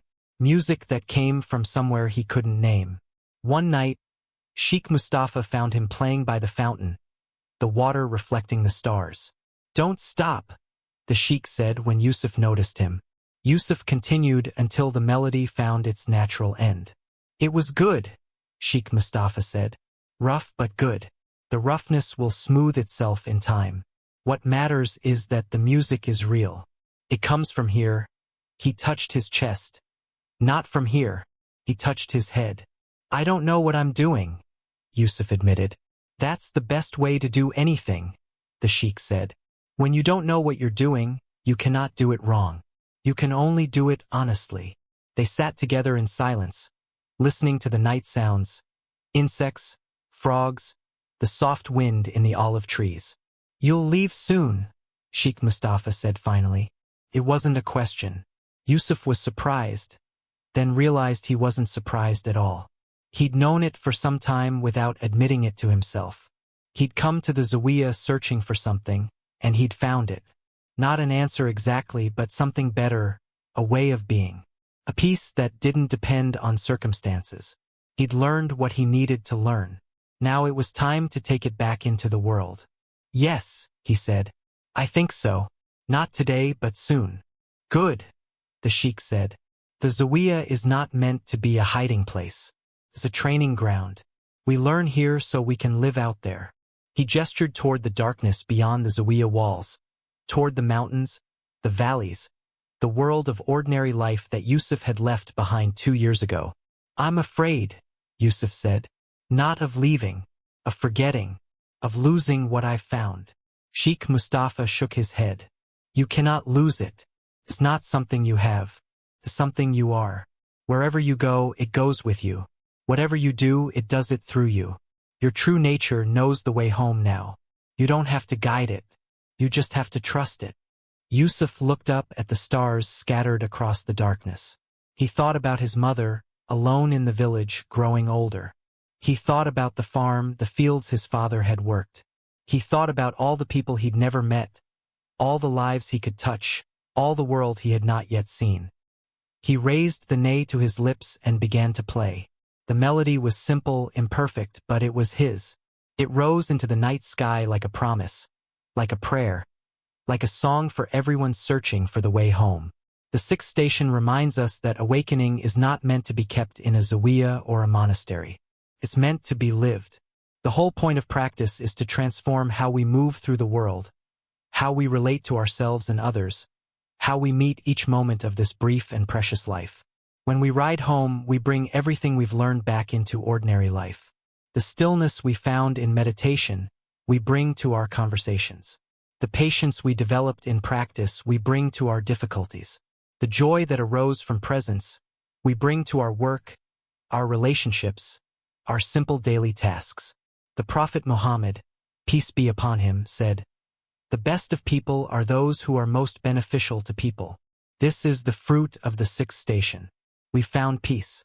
Now we can offer it. We've learned to be present. Now we can be present for others. We've discovered freedom. Now we can help others find their freedom. The journey continues, but the quality changes. We're no longer seeking. We're no longer struggling. We're simply living, fully and completely, trusting the path to unfold beneath us. Breathe deeply. Feel how far you've come. You're no longer at war with yourself. You're no longer fighting to be present. It's becoming natural, like riding a wave home. Station 7. The truth revealed, Inkishaf al-Haq. We have arrived at the 7th station, and something extraordinary happens. Everything we thought we were seeking dissolves. The search itself is revealed to have been based on a misunderstanding. In the traditional images, what we sought would disappear from the picture entirely. We would see only the seeker, sitting peacefully, gazing at the moon or the mountains. What they chased for so long is gone. But they are not sad. They are at peace. Why? Because they have discovered something that changes everything. What they were seeking was never separate from them. The very act of seeking created the illusion of separation. The Quran tells us in Surah Kaf, "We have already created man and know what his soul whispers to him, and we are closer to him than his jugular vein." This is the great revelation of the 7th station. What we sought is not somewhere else. It is here. It has always been here. We are already standing in the presence we were trying to reach. The Sufis call this fana, annihilation. But it's not annihilation of being. It's annihilation of the illusion of separation. The drop discovers it was always part of the ocean. The wave discovers it was always the water. Imam al-Junaid, one of the early Sufi masters, described this station. It is the passing away of the consciousness of performing acts of devotion, coupled with a subsistence of consciousness that Allah is the sole agent behind them. We stop doing the practice. The practice does itself through us. We stop seeking. What we sought reveals itself as what we always were. This is not a new achievement. It's a recognition of what has always been true. The whole journey has been a journey back to the beginning, back to what was never lost, only forgotten. Lao Tzu, the Taoist sage whose wisdom echoes Islamic teaching, wrote, "The journey of 1,000 miles begins with a single step," but he also wrote, "Without going out the door, you can know the world." The truth is both. We needed to take the journey. The stations we passed through were necessary. But what we found at the end was already present at the beginning. Station 7. The Story of Yusuf Part 7. Yusuf left Zawiya as-Sakina on a morning in early autumn, when the first cool winds were beginning to blow down from the mountains. He had said his goodbyes the night before. Sheikh Mustafa had given him a small bundle of food for the journey and the old ney flute. "It has found its player," the sheikh said. "Take it with you." They had bowed to each other in the dim light of the prayer hall. Teacher and student. Two people who had walked a path together and now would walk apart. Yusuf didn't feel sad as he descended the mountain path. He didn't feel happy either. He felt clear, like the sky after a storm has passed, like water that has settled and become still. The Zawiya had been his home for 2 years. But he understood now that home was not a place. Home was something he carried within him, something that could not be left behind. The path down was easier than the path up had been. He remembered climbing this same trail 2 years ago, exhausted and confused, searching for something he couldn't name. He'd been so lost then, so hungry for answers. Now he walked with ease, his feet finding the stones and roots without effort, his body moving through the forest like it belonged there. He reached the village of the 3 wells by midday and stopped at the same khan. The owner recognized him. "The young seeker returns," the man said. "You look different, more settled. Did you find what you were looking for?" Yusuf considered the question. It wasn't easy to answer. He'd found something, yes, but it wasn't what he'd expected. He'd expected to find an answer, a truth, a state of being that would solve all his problems. Instead, he'd found something simpler and stranger. He'd found that there was nothing to find. He'd found that he'd always been complete. He'd found that the searching itself was the only thing standing between him and peace. "I found that I was never lost," Yusuf said finally. The innkeeper laughed, not understanding but not needing to. "Well, the temple food must agree with you. You look well." Yusuf continued on his way. The road wound down through forests and fields, past villages and farms. He had walked this road before, but he hadn't really seen it. He'd been too caught up in his thoughts, too focused on where he was going. Now he saw the red of the autumn leaves, the gold of the harvested fields, the blue of the sky vast and empty, holding everything. He walked for several days, sleeping under trees, staying at small inns when it rained. He didn't hurry. He didn't have a schedule. Each step was complete in itself. Each moment was enough. One evening, sitting by a stream, watching the water flow over rocks, he thought about what he'd been seeking all this time. He'd been focused on it for so long. Catching it, taming it, riding it home. It had been his constant companion, his project, his purpose. But now, sitting by this stream with the evening light turning golden on the water, he realized he hadn't thought about it in days. It had slipped away without him noticing, like a dream fading upon waking. Where had it gone? He looked around, half expecting to see something in the shadows. But there was nothing. Just the stream flowing endlessly over the rocks. Just the trees with their leaves beginning to turn. Just the darkening sky and the first stars appearing. And then he understood. What he'd been seeking hadn't gone anywhere. It had never been separate from him. It was the stream, this very stream, flowing without effort, without destination. It was the trees standing patient and still. It was the sky and the stars and the cool evening air filling his lungs. It was his own breath rising and falling without his having to do anything. It was his own heartbeat, steady and faithful. It was his own awareness, watching itself, knowing itself, needing nothing outside itself to be complete. He laughed out loud, startling a bird from a nearby bush. The bird flew up into the darkening sky, and Yusuf watched it go, still laughing. All that searching, all that effort, and the whole time he'd been sitting in the middle of what he was looking for. He took out his ney and began to play. The melody that arose was simple and unhurried, matching the flow of the stream, the rustle of the leaves, the rhythm of the evening. He wasn't trying to play anything in particular. He was just letting the music come, letting it express something that couldn't be put into words. As he played, he felt a deep gratitude arise. Gratitude for the path that had brought him here. Gratitude for his father, whose death had set him on this journey. Gratitude for his mother waiting for him in the village, not knowing her son was on his way home. He played until the stars filled the sky, until the music faded into silence. Then he put the ney away and lay down on the soft grass, looking up at the vast expanse above him. There was nothing to achieve, nothing to become, nothing to hold on to. Just this, just here, just the stars and the stream and the cool grass beneath his back. He closed his eyes and slept deeply, without dreams. The next morning he continued on his way. The road was beginning to look familiar now. He recognized the shape of certain hills, the curve of certain rivers. He was getting close to home. But home no longer meant what it once did. It wasn't just a village, a farm, a place where his mother waited. It was something vaster and simpler. It was the ground beneath his feet wherever he stood. It was the sky above his head wherever he walked. It was the present moment, fully lived, fully met, complete in itself. As he walked, he realized he was no longer thinking about the future. He wasn't planning what he would do when he arrived. He wasn't worrying about how things would go. He was simply walking, one step then another, the road unfolding beneath him, the world unfolding around him. This was freedom, he realized. Not freedom from anything, but freedom to be fully here, fully alive, without the burden of past and future. What he'd been seeking was gone, and everything remained.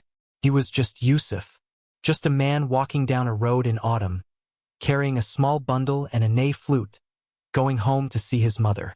Nothing special, nothing extraordinary, and yet somehow that was the most extraordinary thing of all. The seventh station brings us to a place that cannot be described, only lived. The journey we've made, we discover, was always a journey home to ourselves. The Quran tells us in Surah An-Nahl, "And Allah has extracted you from the wombs of your mothers not knowing a thing, and He made for you hearing and vision and intellect that perhaps you would be grateful." We were born already possessing what we sought. We just forgot. The whole spiritual path is a remembering. The Prophet Muhammad, peace be upon him, in his final sermon, said, "Be my witness, O Allah, that I have conveyed your message to your people." The message is simple. You are already home. You were never lost. The peace you seek is not somewhere else. It is here now in this breath.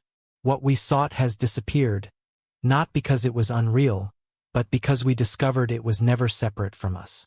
The seeker and the sought were always one. This is not the end of the path. There are still stations ahead. But something fundamental has been resolved. The great search is over.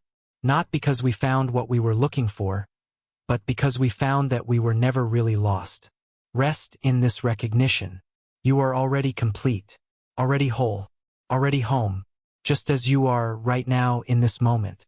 Nothing needs to change. Nothing needs to be added. You are enough. Station 8. Beyond all names, Mawara al-Asma. We have reached the 8th station, and here something even more radical occurs. In the 7th station, what we sought disappeared. Now, in the 8th station, the seeker themselves disappears. In the traditional images, this station would be shown as an empty circle. No seeker, no sought, no subject, no object, just emptiness, pure potential, the void that is also fullness. The Quran speaks of this in Surah Al-Hadid. Everything on earth will perish, but will abide the face of your Lord, full of majesty, bounty, and honor. When everything perishes, including the sense of a separate self doing the seeking, what remains is the divine face. Not a face with features, but the eternal presence that was always here, always aware, always at peace. The Sufis call this fana fil fana, the annihilation of annihilation itself. First the ego disappears, fana. Then even the awareness of its disappearance disappears, fana fil fana. What remains cannot be spoken of, because there is no one left to speak and nothing separate to speak about. Mansur al-Hallaj, the great Sufi martyr, spoke from this station when he proclaimed, Ana al-Haq, I am the truth. He was not claiming to be God. He was reporting the experience of this station. When the separate self dissolves completely, only the divine remains. And that divine is not other than what we are. This is the teaching of Wadat al-Wujud, the unity of existence. Not that everything is the same, but that there is only one existence, one being, appearing in infinite forms. The great Andalusian Sufi Ibn Arabi wrote, He who knows himself knows his Lord. When we look deeply enough into what we are, past the surface identity, past the roles and stories, past even the sense of being someone looking, we find not a separate self but the infinite divine presence. This is not a state we can maintain by effort. It's not an achievement to be proud of, because there's no one left to be proud. It arises when everything else falls away. When we stop trying to be someone or something. When we finally let go completely. And when it arises, there is no one there to notice it. There is only the arising itself. The pure happening of this moment without a witness, without a center, without a self to claim it. The Stoics understood something of this, though they approached it differently. Seneca wrote, The wise man is content with his lot, whatever it may be, without wishing for what he has not. When the separate self disappears, all wishing disappears with it. All striving, all grasping, all resistance. There is only what is, perfectly complete, needing nothing added, nothing taken away. Station 8. The Story of Yusuf Part 8. Yusuf came home on an afternoon in late autumn. The village looked the same as it always had.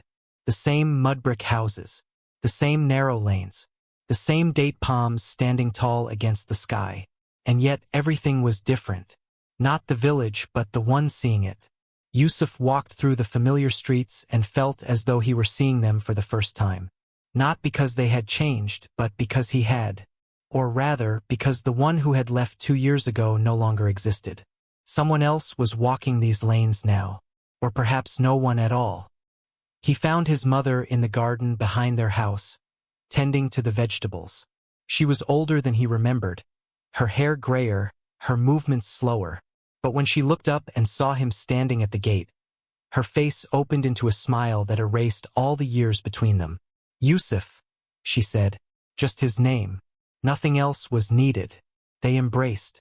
She smelled of earth and cooking smoke, the smell of his childhood, the smell of home. He held her for a long time, feeling the years of separation dissolve into this single moment of reunion.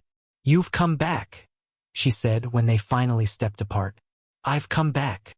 She looked at him closely, the way she used to when he was a boy and had done something she didn't quite understand. You're different, she said. Something has changed in you. I can see it in your eyes. Yusuf didn't know what to say. How could he explain what had happened? How could he put into words the journey he'd taken? The thing he'd sought and found and lost? The self that had dissolved somewhere between the Zawiya and here. I went looking for something, he said finally, and I found it. Or maybe I found that there was nothing to find. I'm not sure I can explain it. His mother nodded slowly. She didn't ask for more explanation. Perhaps she understood that some things cannot be explained, only lived. Come inside, she said. You must be hungry. They sat at the low table where Yusuf had eaten thousands of meals as a child.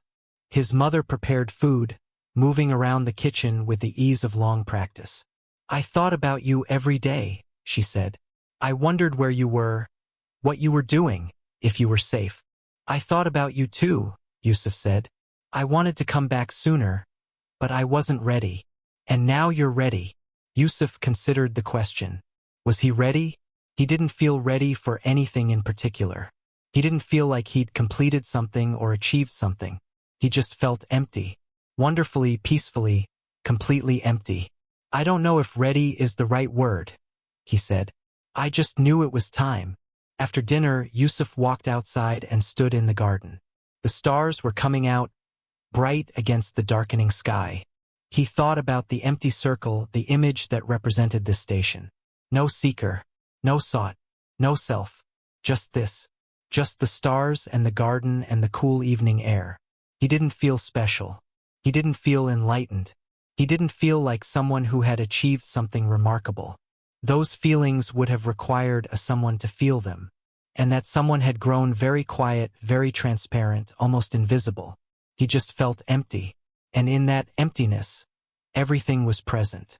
His mother in the house behind him. His father in the soil beneath his feet. In the vegetables they'd eaten. In the love that continued to flow. The Zawiya in the mountains. Sheikh Mustafa probably watching these same stars rise over the olive trees. All of it here. All of it now. All of it one seamless whole without edges or boundaries. He took out his nay and raised it to his lips. But he didn't play. He just held it there, feeling the smooth wood against his fingers, feeling the emptiness that was not empty at all. There was nothing to express, nothing to add to this moment. It was already complete. He lowered the nay and simply stood there, breathing, being, disappearing into the vast silence that held everything. The eighth station is sometimes called the Great Death in Islamic mysticism.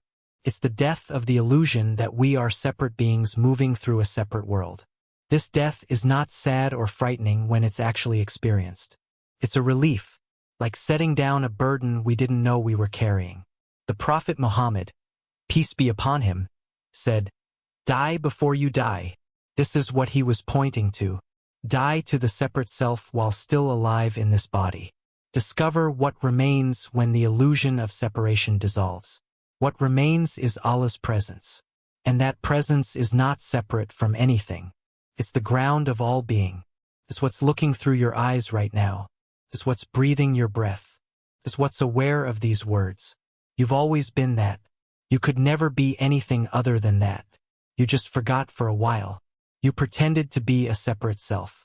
And now the pretending is ending. The emptiness of the eighth station is not a void. It's the womb of all existence. It's where everything comes from and returns to.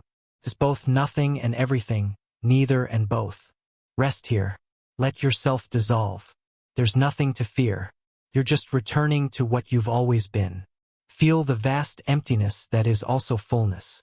Let the sense of being a separate self soften, dissolve. What remains when even the sense of seeking is gone? Just this awareness. Just this presence. Eternal, infinite, complete. Station 9. The source revealed, Zuhr al-Asl. After the great emptiness of the eighth station, the world returns. But it returns transformed. In the traditional images, we would see a simple scene from nature. A river flowing, trees standing, flowers blooming. No person, no seeker, no one seeking. Just the world as it is, fresh and vivid and completely itself. This is the ninth station, and it reveals perhaps the deepest teaching of all. The source we've been seeking is not hidden behind the world. It is the world. It's pouring itself out in every direction, becoming rivers and mountains and clouds and people, becoming this very moment in all its ordinary wonder. The Quran speaks of this in countless verses. In Surah Fussilat, we will show them our signs in the horizons and within themselves until it becomes clear to them that it is the truth. The signs are everywhere. The burning bush that Moses saw was not special. Every bush is burning with the divine fire. Every moment is the presence of Allah. We just have eyes that don't see. Until now, after passing through the emptiness of the eighth station, we return to the world with new eyes. And we see that what appeared ordinary is actually miraculous. What appeared separate is actually one. What appeared material is actually divine. The great Sufi poet Rumi wrote, "I have lived on the lip of insanity, wanting to know reasons, knocking on a door. It opens. I've been knocking from the inside. We were always inside what we sought. We were always home. The whole journey was God seeking God. The divine playing hide and seek with itself. This doesn't mean the journey was unnecessary. We needed to make it. We needed to pass through confusion and effort and emptiness. Without the journey, we wouldn't have the eyes to see what was here all along. The Prophet Muhammad, peace be upon him, said, "I was a hidden treasure, and I loved to be known, so I created creation." This is the secret the ninth station reveals. Creation is not separate from the Creator. The universe is not something God made and then stepped back from. The universe is God's self-expression, God's self-disclosure, God's love made manifest. When we see this, the world becomes sacred, not in the sense of being set apart, but in the sense that nothing is separate from the sacred. The mundane is holy. The ordinary is miraculous. Every moment is an opportunity to witness the divine. Station 9. The Story of Yusuf Part 9. The days after Yusuf's return settled into a quiet rhythm. He woke each morning before dawn for far prayer, as he had at the Zawiya. He would sit in the small room that had been his as a child, watching the darkness slowly give way to light. Then he would go outside and work. There was much to do. The farm had suffered during his absence. Fields had gone untended. Fences needed repair. The irrigation channels were clogged. Yusuf threw himself into the work, not with desperate energy, but with a quiet joy. He cleared the weeds and felt the soil in his hands, ancient and alive. He repaired the fences and felt the wood smooth under his palms. He dug out the channels and watched the water begin to flow again, clear and cold from the mountain springs. His mother watched him with wonder. "You work differently than you used to," she said one evening. "You seem to enjoy it more." Yusuf smiled. "I used to think work was something to get through, a means to an end. Now it just seems like life, no different from eating or sleeping or praying." "Your father was like that," she said. "Toward the end especially.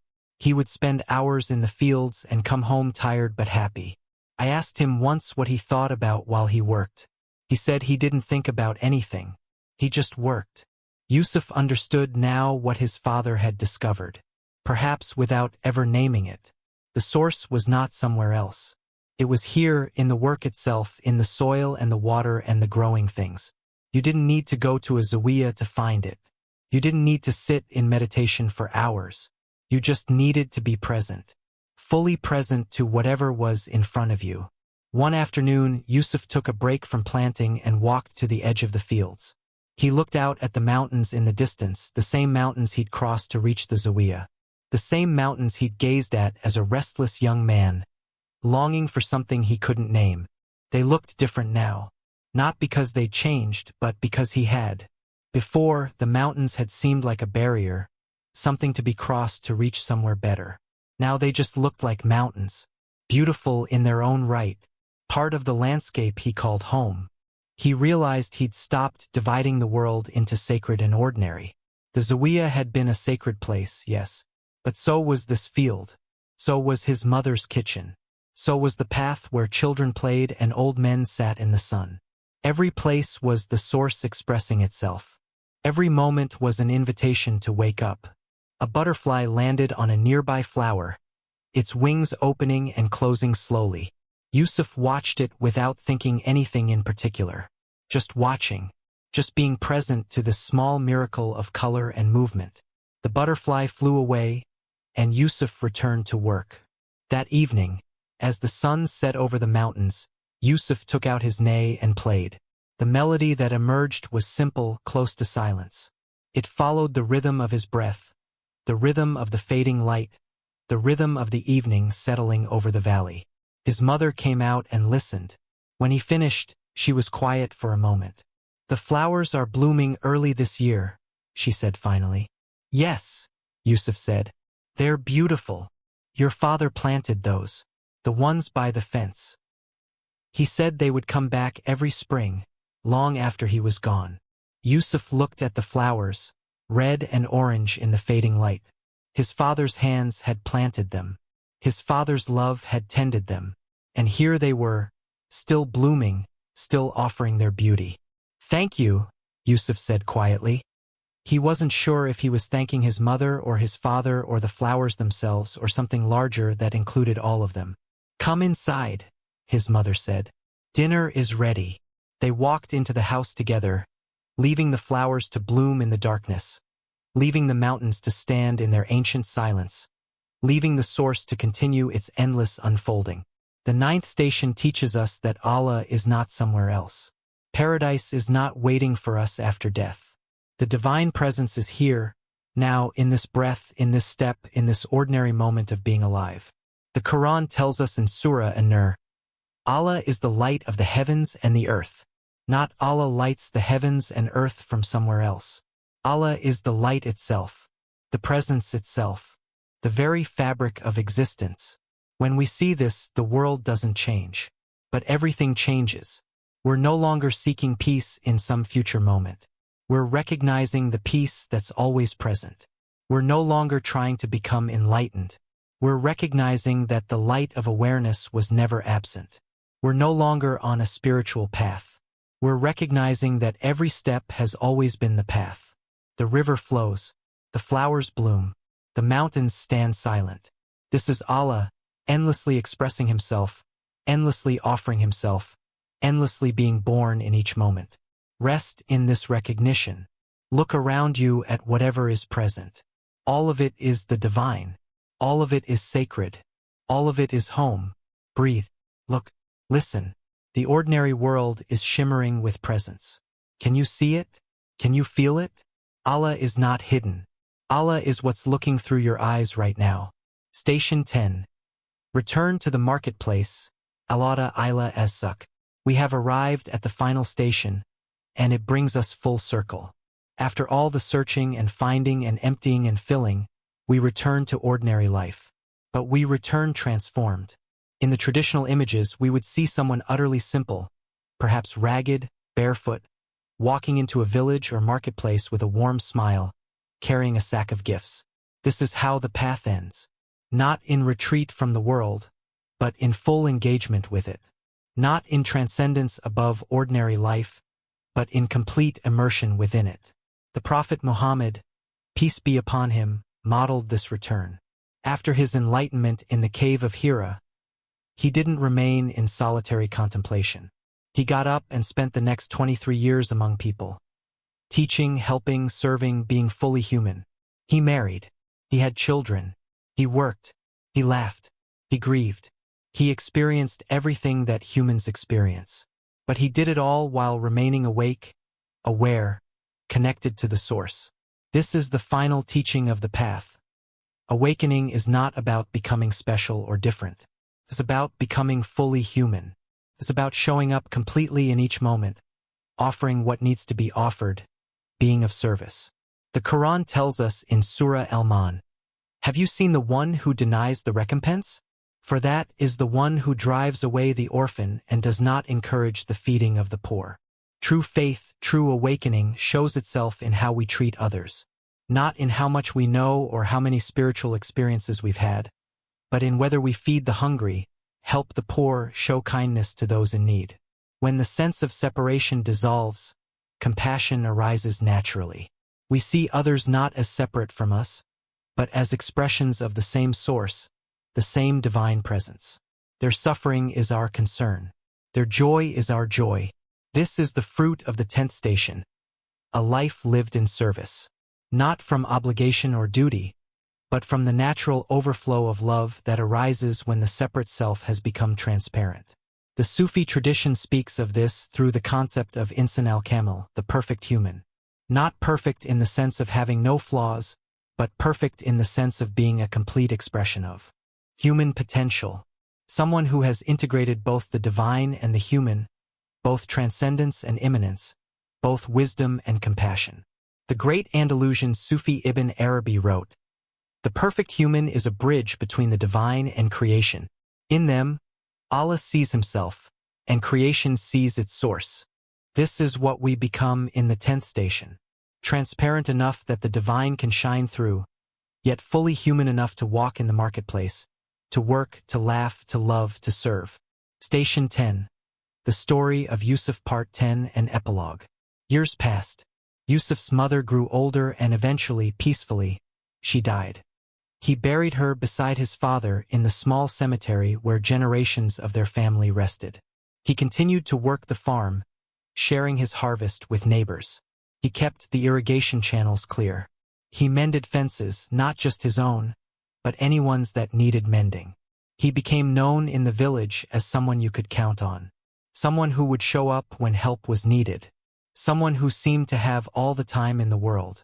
Children loved him. They would find him in the fields and ask him to play, and he always said yes. He would make them toys from sticks and leaves, tell them stories, chase them through the lanes until everyone collapsed laughing. Sometimes travelers would pass through the village, and some would seek Yusuf out. Word had spread somehow that there was a man here who had studied with Sufis, who had found something worth finding. They would ask him about enlightenment, about the meaning of life, about how to find peace. Yusuf would listen carefully. Then he would offer them tea, or ask about their journey, or simply sit with them in silence, watching the clouds drift across the sky. But what is the secret? They would sometimes press. What did you learn? Yusuf would smile. I learned that there is no secret, he would say. I learned that everything you're looking for is already here. I learned that the most ordinary things are the most sacred, and that the meaning of life is simply to live it. This answer usually disappointed them. They wanted something more dramatic. They wanted techniques and practices and stages. They wanted to know they were special, that their seeking made them different. But some heard something in Yusuf's simple words, something that resonated. They would look at him, at the way he sat so easily, at the peace in his eyes, and something would shift in them. Not a big shift, just a small opening, a crack in the shell of their seeking. And that was enough. That was the seed. That was the gift. One evening, a young man came to see him. The young man reminded Yusuf of himself long ago. The same restlessness in his eyes. The same hunger for something he couldn't name. I want to find what you found, the young man said. Will you teach me? Yusuf looked at him for a long moment, remembering Sheikh Mustafa, remembering the old woman by the well, remembering all the teachers and teachings and struggles and surrenders. I cannot teach you anything, Yusuf said finally, but I can sit with you. I can walk with you. I can point at the moon, though you'll have to see it for yourself. The young man nodded eagerly. Where do I start? Yusuf smiled and picked up a broom leaning against the wall. The courtyard needs sweeping, he said. Start there. And so the cycle continues. The seeker becomes the guide. The student becomes the teacher. The one who was lost shows the way to others who are lost. But always with humility. Always with the recognition that we don't give anyone anything they don't already have. We just help them remember. We just point at the moon they've been looking at all along without recognizing. The Prophet Muhammad, peace be upon him, said in his final sermon, all of you are shepherds, and each of you is responsible for their flock. This is the responsibility of the 10th station. Having found our way home, we help others find theirs. Not by preaching or pushing, but by being. By living. By showing through our presence what peace looks like. The path ends where it began, in ordinary life. But now every moment is extraordinary. Every encounter is sacred. Every breath is a prayer. The marketplace is not different from the Zawiya. The work of sweeping floors is not different from meditation. The path and the destination are one. You are already home. You were always home. You just needed to take the long journey to discover it. And so we end where we began. With you here now breathing. Already complete. Already whole. Already home. The 10 stations of the soul have shown you the path. But the path was always beneath your feet. The peace was always in your heart. The divine was always closer than your jugular vein. May you walk gently through this life. May you recognize the sacred in the ordinary. May you serve with love and live with presence. May your heart find its rest in the remembrance of Allah. Sleep peacefully, dear traveler. You are already home. End of the 10 stations of the soul.